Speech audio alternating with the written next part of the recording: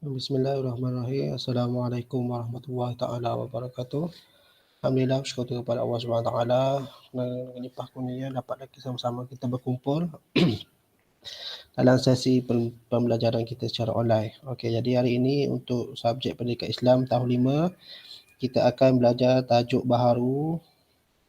Murid-murid boleh rujuk muka surat 166.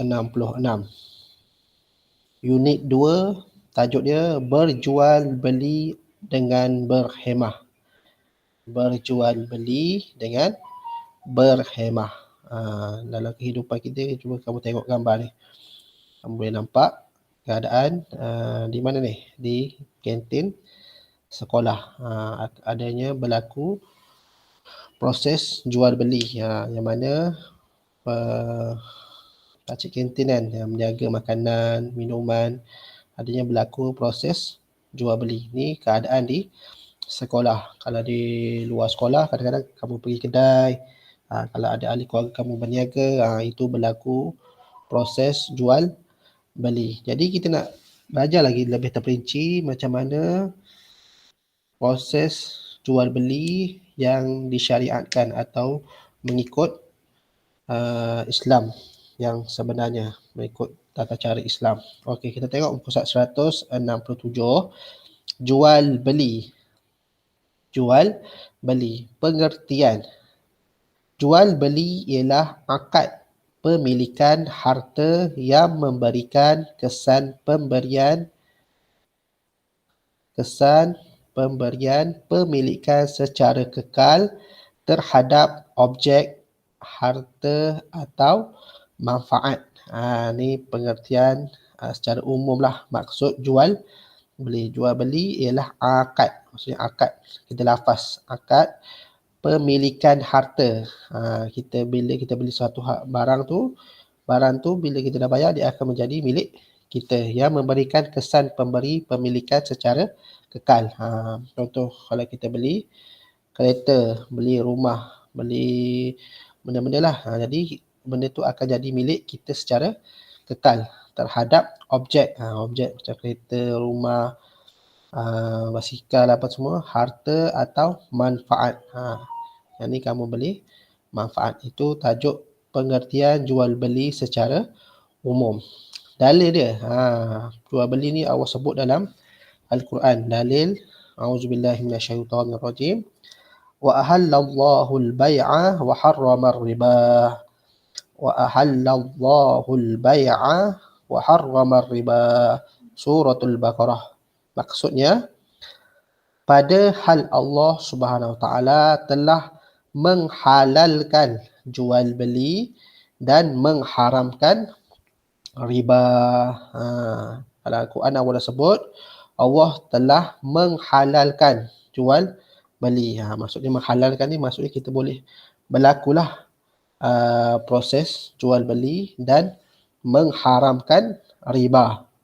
Allah haramkan perbuatan riba. Pernah dengar tak perkataan riba kan? Okey, jadi kita tengok nanti maksud riba. Hukum. Hukum jual beli. Jual beli adalah harus selagi memenuhi syarat-syarat jual beli yang ditetapkan serta tidak melibatkan perkara-perkara yang diharamkan dalam Islam. Hukum dia harus selagi memenuhi syarat-syarat jual beli.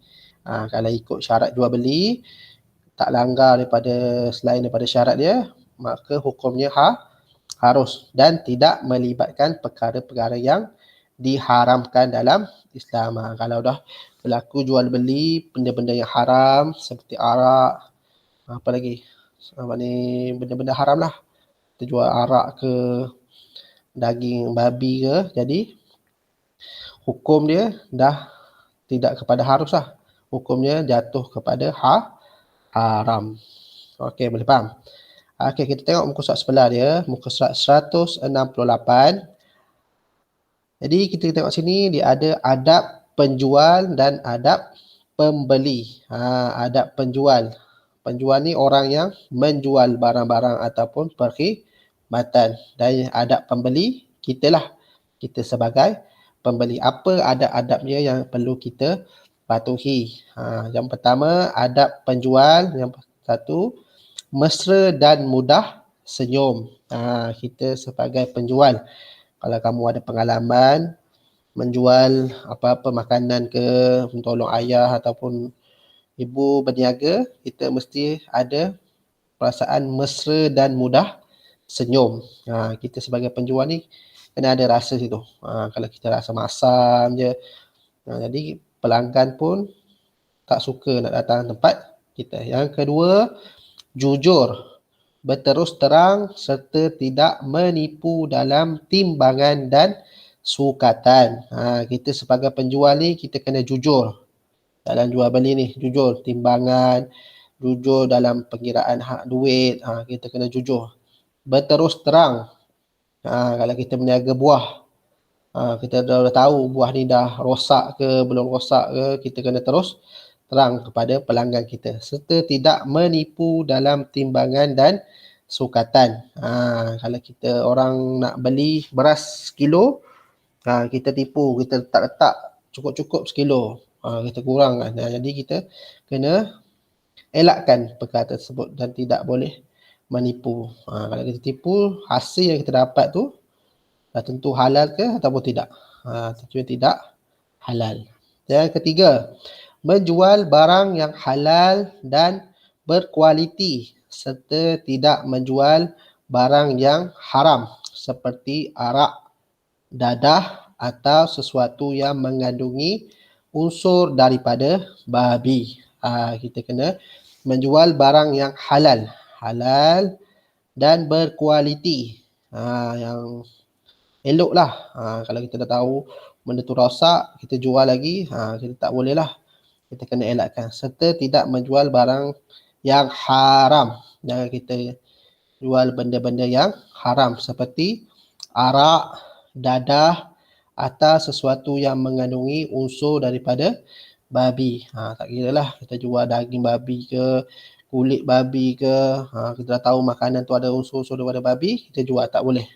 Kita kena elakkan. Yang keempat, mengucapkan terima kasih setelah selesai urusan jual beli.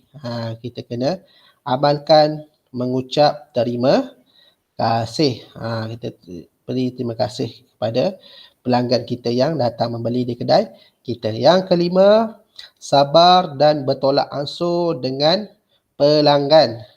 Kita kena ada rasa sabar, sikap sabar dan bertolak ansur. Kita layan dengan baik pelanggan kita. Yang keenam, tidak memonopoli barang untuk dijual dengan harga yang tinggi dan hanya mengambil keuntungan pada kadar yang sepatutnya. Kita tak boleh monopoli barang-barang yang dijual. Contoh sekarang isu kita tengok dekat televisyen, minyak masak. Minyak masak harga dia mahal kan sekarang kan. Kita tak boleh. Kita nak simpan barang tersebut, nanti dah tahu harga tu mahal baru kita jual. Tak boleh. Kita tak boleh monopoli barang-barang untuk dijual dengan harga yang tinggi dan hanya mengambil keuntungan pada kadar yang sepatutnya sahaja. Janganlah melampau sangat nak ambil untung tu. Yang ketujuh, mengelakkan elemen riba. Riba ni. Jadi dalil Quran juga, wa halallahu bai'a wa harramar riba. Allah menghalalkan jual beli dan mengharamkan riba. Okey, jadi yang tu ada adab penjual. Kita sebagai penjual, apa yang sepatutnya kita buat kepada pelanggan kita. Dan sekarang ni kita tengok kepada adab pembeli. Adab pembeli. Kita sebagai pembeli, kita pergi kedai, kita sebagai pelanggan, apa yang adab perlu kita patuhi? Yang pertama, berkomunikasi secara baik. Kita kena bercakap secara baik. Tanya berapa harga ni, ada tak gula, ada tak minyak masak. Kita berkomunikasi secara baik. Yang kedua, tidak membeli barang yang haram seperti arak, dadah atau sesuatu yang mengandungi unsur daripada babi. Kita sebagai pelanggan ni tak boleh Kita orang Islam tak boleh beli benda-benda yang haram seperti arak, dadah ataupun kita dah tahu makanan tu ada unsur daripada babi, kita beli juga, tak boleh. Yang ketiga, menyenangkan urusan penjual. Kita kena permudahkan urusan penjual tersebut. Kalau contoh kita nak beli apa, tepung gandum, contoh tepung gandum tak ada tu, dah betul dah habis stok. Kita pergilah kedai. Janganlah kita suruh penjual pergi ambil stok ke apa ke. Kita senangkan urusan penjual tersebut. Yang keempat, tenang dan tidak banyak kerenah. Yang kelima, sabar menunggu giliran ketika membeli. Kita kena beratur, sabar. Sekarang ni musim PKP, semua tempat kena beratur kan. Kalau kita nak masuk suatu tempat tu, tak boleh ramai-ramai. Jadi kita kena sabarlah menunggu giliran kita ketika membeli. Yang keenam, berterima kasih setelah selesai urusan jual beli. Kita ucap terima kasih kepada penjual tersebut. Yang ketujuh, mengelakkan pembaziran. Selalunya kalau bulan puasa lah, kita sebagai pembeli ni, kita pergi bazar Ramadan, macam-macam kita nak beli. Jadi kita kena elakkan, rasa kita nak makan kita beli, tak nak makan tak perlu beli. Elakkan pembaziran. Kalau kita beli banyak semua, jadi kat rumah tak makan, berlaku pembaziran. Yang ke-8, bertimbang rasa terutama ketika kekurangan stok barang. Bertimbang rasa terutama ketika kekurangan stok barang. Kalau kita rasa stok tu dah tak ada, kita kena sabarlah, kena cari kedai lain pula. Tak perlu kita nak marah-marah pada penjual tersebut. Itu adab kita sebagai pembeli.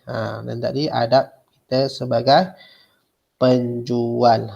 Jadi Ustaz harap kamu boleh fahamlah sedikit tentang tajuk kita pada hari ini, iaitu berjual beli. Jadi untuk tugasan pada hari ini, Ustaz nak kamu salin tajuk berjual beli dengan berhemah, tulis pengertiannya, dalil ayat Quran tu, maksudnya dan hukum. Hukum jual beli ni pada muka surat 167.